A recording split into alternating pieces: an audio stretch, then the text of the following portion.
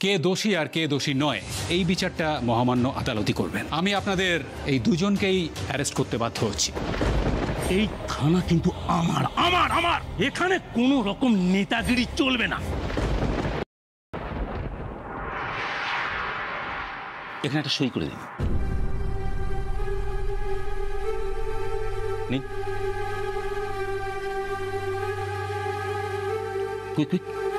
কিন্তু এটা তো সাদা কাগজ।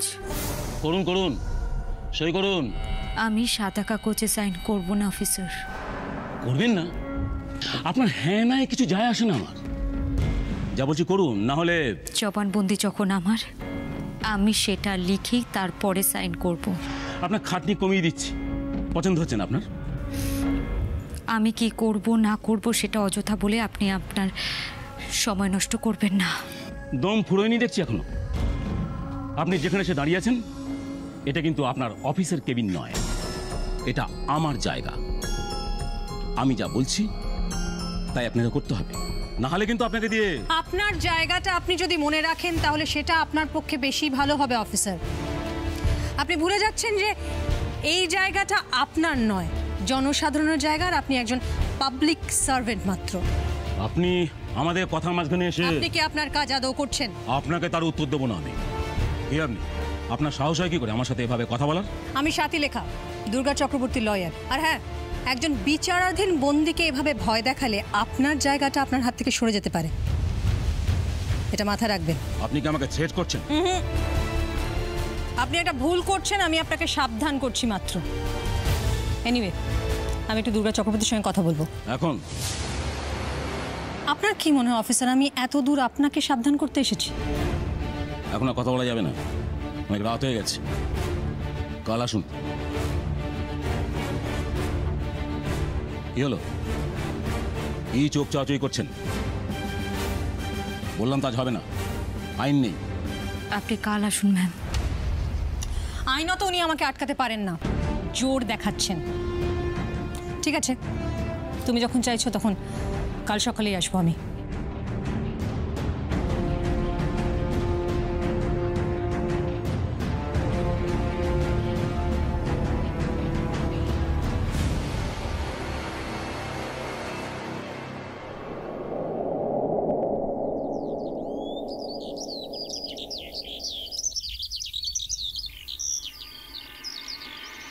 মা, বড় মা, ছোট মা সবাই কোথায়? ওরা কেউ নেই। নেই মানে কোথাও কি বেরিয়েছে? হ্যাঁ, ভোর ভোর বেরিয়ে মন্দিরে পুজো দিতে গেছে ছুটকির জন্য। আমাকে বলে গেছে। পুজো দিয়ে আর কি হবে, যা ফাঁসান ফেঁসেছে মেয়েটা। এ কি, তুমি এখনো দাঁড়িয়ে আছো কেন? সম্রাট, রাধার মা, তুমি কেন এরকম করছো তার কারণটা আমি কিছুটা হলেও আন্দাজ করতে পারছি। কিন্তু কিন্তু তুমি প্লিজ এরকম করো না। তুমি আমাদের কথা শুনছো না, কোনো কাজ করছো না। তুমি কি আমাদের কোনো কথা শুনবে না? কেন শুনবে না? আলবাত শুনবে। আজ থেকে আমি যা বলবো রাধার মা তাই শুনবে। তোমার কথার মানেটা ঠিক বুঝলাম না বাবা। যার বোঝার সে বুঝলেই হলো। রাধার মা, ওই বাচ্চাটার জন্য দুধ গরম করে দিয়ে এসো, আর আমার জন্য আম পোড়া শরবত। আপনার আম পোড়া শরবতের আগে পূজা আর নেহার ব্রেকফাস্ট আছে। এখন থেকে তোমাদের ব্রেকফাস্ট হলো 1 গ্লাস করে চিরতার জল। এতদিন সূর্যতরণ আমার নিয়মে চলেছে, আজ থেকে তাই চলবে। রাধার মা, এটা মাথায় রেখো। শুধু এই বাড়িতে একটা বাচ্চা আছে, তার জন্য ছাড় আছে। বাকিরা সবাই আমার নিয়ম অনুযায়ী চলতে পারলে চলবে, নাহলে চলে যাবে। তুমি হয়তো ভুলে যাচ্ছ বাবা, সে অভ্যেস আমাদের সবারই বদলেছে। আপোষ করে থাকার তো কোনো দরকার নেই। পোষালে থাকবে, না পোষালে থাকবে না। থাকা না থাকার ব্যাপারটা না হয় বুঝলাম, কিন্তু আপনি জোর করে আমাদের চিরতার জল খাওয়াতে চাইছেন কেন? ওসব কিছু আমরা কেউ খাবো না। তুমি অনেকদিন করে সুযোগ পেয়েছো, তাই তুমি চেষ্টা করছো নিজের মনের মতো করে সবকিছু গুছিয়ে নেওয়ার, কিন্তু তুমি আবারও ভুলে যাচ্ছ বাবা, আমরা কেউ কিন্তু তোমার মনের মতো নই। চিরতার জল যে তোমাদের খেতেই হবে রিয়া। না খেলে এ বাড়িতে তোমাদের অন্য সব খাওয়া বন্ধ। আরে কি হলো রাধার মা, নিয়ে এসো। আরে সবই অভ্যেসের ব্যাপার, দু একদিন একটু খারাপ লাগবে, তারপর দেখবো এই চিরতার জলই একেবারে মধুর মতো লাগবে। আপনি যা বলছেন তাতে আমার তো মনে হয় আম পোড়ার বদলে আপনার মেথির জল খাওয়া উচিত। পেট গরম হয়েছে, ঠান্ডা হয়ে যাবে। আমার কিসে ভালো সেটা আমি বুঝি সম্রাট, তোমাদের কিসে ভালো হবে সেটা বোঝার চেষ্টা করো। দাও দাও রাধার মা, সবাইকে দিয়ে দাও। আর চারু, যাও আগে বাচ্চাকে খাইয়ে এসো, তোমার চিরতা তোমার ঘরে পৌঁছে যাবে।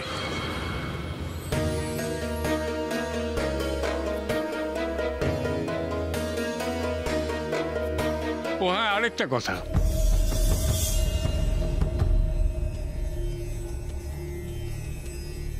বাচ্চাকে খাওয়ানোর আগে দুধটা একবার নিজে খেয়ে দেখো না। আর কিছু না, তোমার বোনের রামরাজত্বে যে পরিমাণ ভেজাল সবেতে মিশেছে বলা তো যায় না। সাবধানের মার নেই, কি বুঝলে?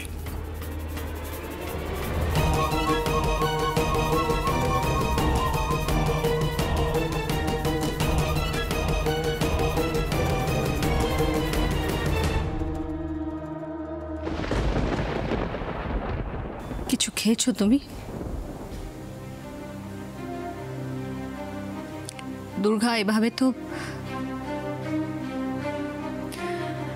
আমার খেতে ইচ্ছে করছে না ম্যাম। না, আমি ছেলে আছি বলে নয়, আসলে আমি জানি দুর্গা, আমি বুঝতে পারি তোমার চুপ করে থাকার কারণ। কালকে অফিসার যেরকম ভাবে তোমাকে অপমান করেছে, সেই সবটা তুমি মুখ বুঝে যেভাবে সহ্য করেছ। আসলে অনির ব্যাপারটা থাক না ম্যাম, এই প্রসঙ্গটা আমি দুর্গা, আই সরি, আমি খুবই দুঃখিত, কিন্তু তুমি আমাকে একটা কথা বলো তো। আচ্ছা, তুমি কি কোনোভাবেই অনির মৃত্যুর জন্য নিজেকে দায়ী করছো?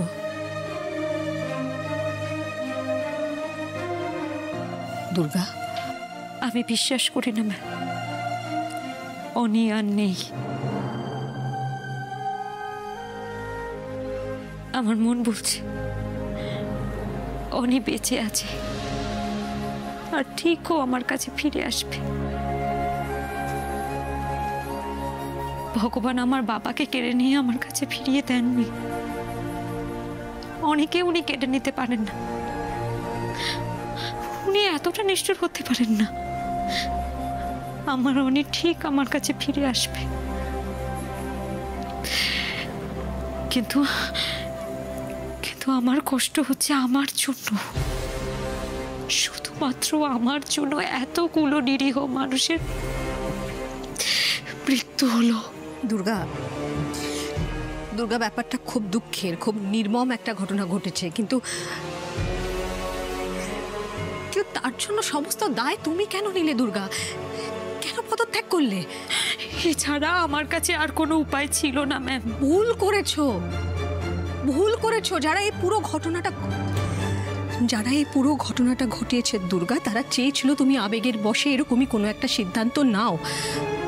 তুমি কি করে ভুলে যেতে পারো যে কোটি কোটি মানুষ তারা তোমাকে নির্বাচন করেছে, এবং তাদের জন্য দল তোমাকে মুখ্যমন্ত্রী হিসেবে চেয়েছে? হয়তো এটা করে ওনারা ভুল করেছেন। এখন মানুষের উচিত আমাকে বিশ্বাস না করা। আমার জন্য, শুধুমাত্র আমার জন্য এতগুলো মানুষের ক্ষতি হলো। দুর্গা,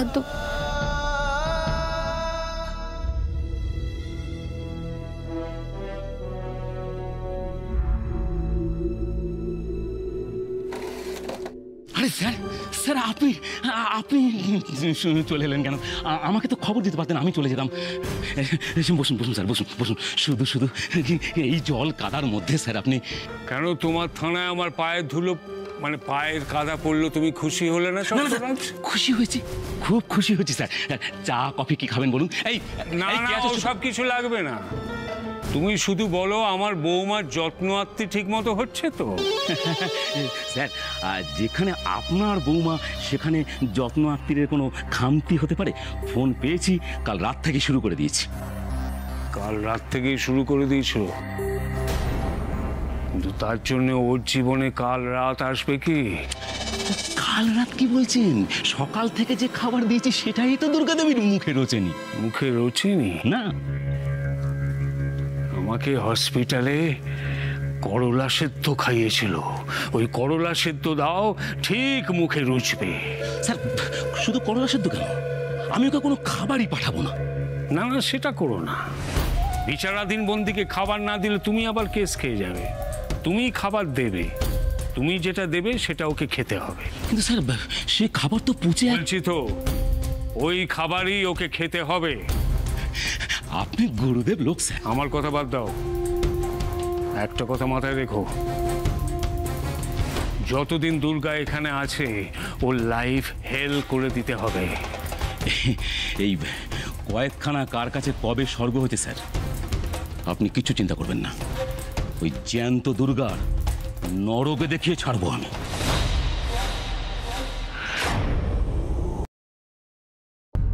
আমি এটা কিছুতেই, উনি যদি তাণ্ডব করেন আমি মহা তাণ্ডব করব।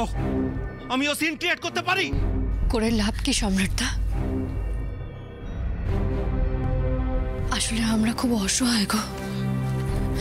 আমার বাচ্চাটা ঘরে খিদের জ্বালায় কাঁদছে, তাও দেখো না আমি কেমন একটা দোটানা নিয়ে এখনো এই খাবারটা হাতে নিয়ে এখানেই দাঁড়িয়ে আছি। চারু, চারু, উনি তো এরকম কাজ করবেনই, কিন্তু আমাদের তো মাথা নোয়ালে চলবে না, তাই না? জামাই দাদা বাবু, মাঝে মাঝে মাথা নোয়ানো ভালো গো, অন্তত কিছু দিনের জন্য। তাতে করে হয়তো লাভ কিছু হবে না, কিন্তু ক্ষতিও হবে না। হাওয়া একদম ভালো না, তা না হলে ছোট বৌদিমণির মতো মানুষকে পুলিশে ধরে নিয়ে যায়। রাধামা, তুমি খুব ভয় পেয়েছিলে, সেই ভয়টা কি শুধুমাত্র দুর্গাকে নিয়ে না, নাকি এর পেছনে অন্য কোনো কারণ আছে? কি হলো বলো।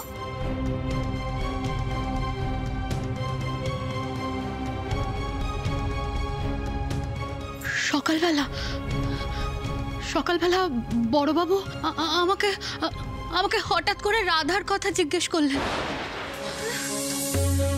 বললেন মেয়েটাকে সাবধানে রাখতে, রাস্তাঘাটের অবস্থা ভালো নয়, কচি মেয়ে, কখন কি হয়ে যায়। আচ্ছা, মেয়েকে থ্রেট, তোমরা সবাই দেখছো সাবধানতার কথা বলে কিভাবে থ্রেট করছেন? হ্যাঁ করছেন, আর উনি তাই করবেন, কারণ ছুটকি নেই তো, তাই ওনাকে আটকাবারও কেউ নেই এখন। এই মুহূর্তে অভিরূপ মুখার্জি কি ভাবছেন, কোন নোংরা খেলায় মেতে উঠতে চলেছেন, তা শুধু উনিই জানেন। ডেভিস নাম সম্ভবত লোকটার। বাঘা সোম নামে বম্ব স্কোয়াডের একজন এক্স অফিসারকে কাজে লাগিয়ে ও বম্ব স্কোয়াডের RDX ব্যবহার করে এই পুরো বম্ব মালাটা বানিয়েছে। আর ওই মেয়েটি হয়তো না জেনেই, জানি না, হতেও পারে আবার নাও হতে পারে, কিন্তু পুরো ব্যাপারটা এমনভাবে সাজানো হয়েছিল যাতে পুলিশ, গোয়েন্দা, এমনকি স্নিফার ডগ পর্যন্ত ধরতে না পারে। এতে তোমার কি করার থাকতে পারে?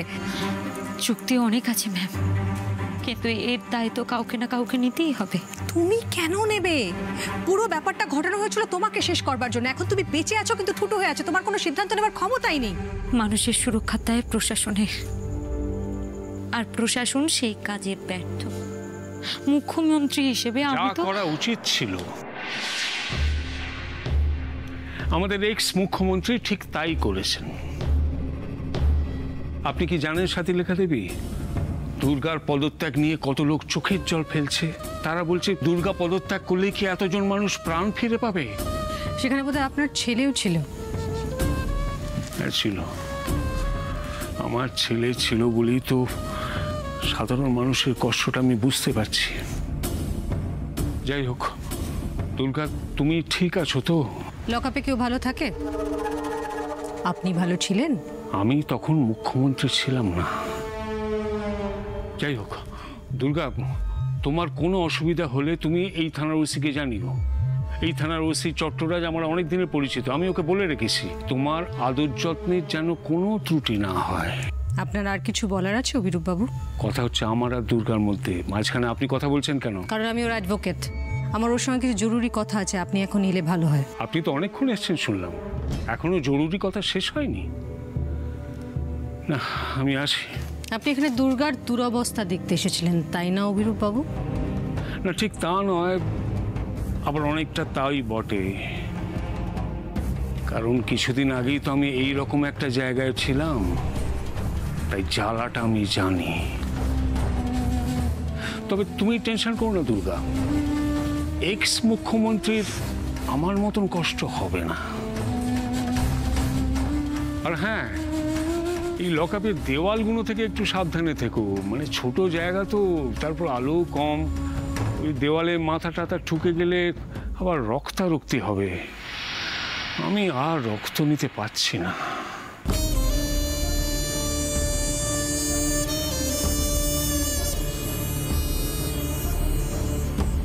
ভয় দেখিয়ে গেল লোকটা। ওনারই তো সময় এখন। দুর্গা চট্টরাজ থেকে সাবধান, এই লোকটার খুব কাছের। কোনো রকম প্রশ্ন করলে উত্তর দিও না, জবানবন্দি দিও না ওকে। যা কিছু বলবে সোজা ম্যাজিস্ট্রেটের সামনে।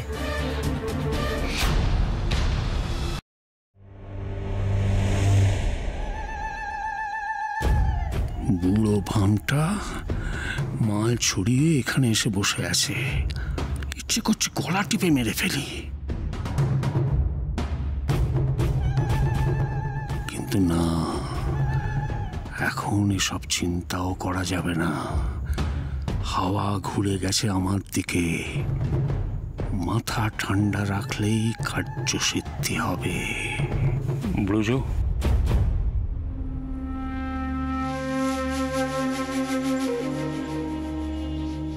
তুমি এখানে? যা বাবা, এতদিনের বন্ধুকে দেখতে আসবো না? তুমি এসছো, আমার ভালো লাগছে, কিন্তু আর এসো না। আসবো না? আমি ঠিক আছি অভি, আমাকে নিয়ে অত ভেবো না। এসব বলে তুমি কিন্তু আমাকে ছোট করছো ব্রজ। আমি তোমাকে এইভাবে দেখতে পাচ্ছি না ব্রজ, আমি তোমাকে এখানে থাকতে দেবো না। আমি চট্টরাজের সঙ্গে কথা বলে ইমিডিয়েটলি তোমার জামিনের ব্যবস্থা করছি। সত্যি সত্যি জামিন হবে? আলবাত হবে, আমি বলছি তো। অভি, তোমার বলার জোর যদি থাকে তাহলে তাহলে আমি বলবো তুমি দুর্গার জামিন করাও। কি? দুর্গার কোনো দোষ নেই অভি, ও খুব কষ্টের মধ্যে আছে। অনি বাবা, অনি বাবা, অনি বাবা, অনি বাবার জন্য বুক একেবারে ফেটে যাচ্ছে। লুচ্চা লম্পট একটা, আবার বড় মুখ করে বলছে দুর্গার জামিন করাতে। এটাকে তো আর বাঁচিয়ে রাখা যাবে না দেখছি।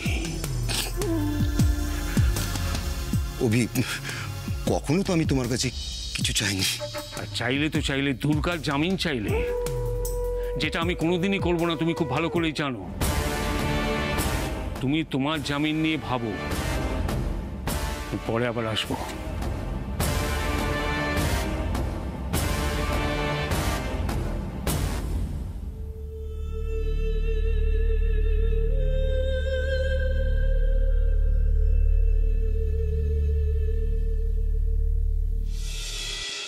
দুর্গা,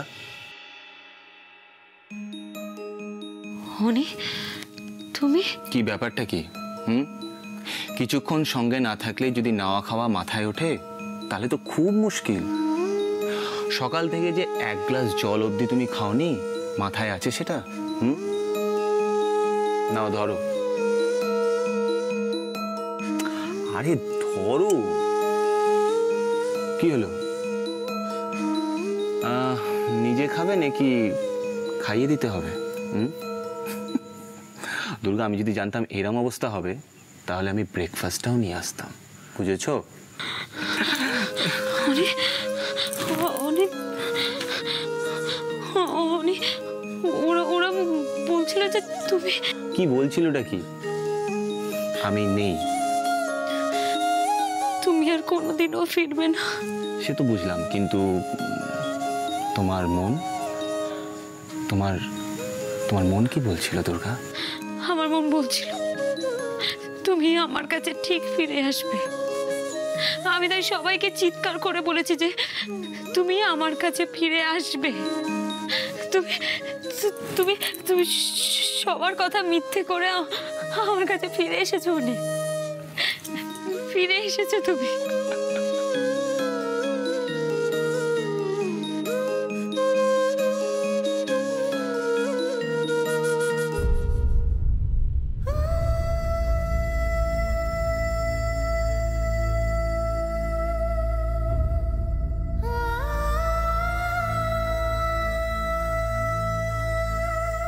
অনেক অনেক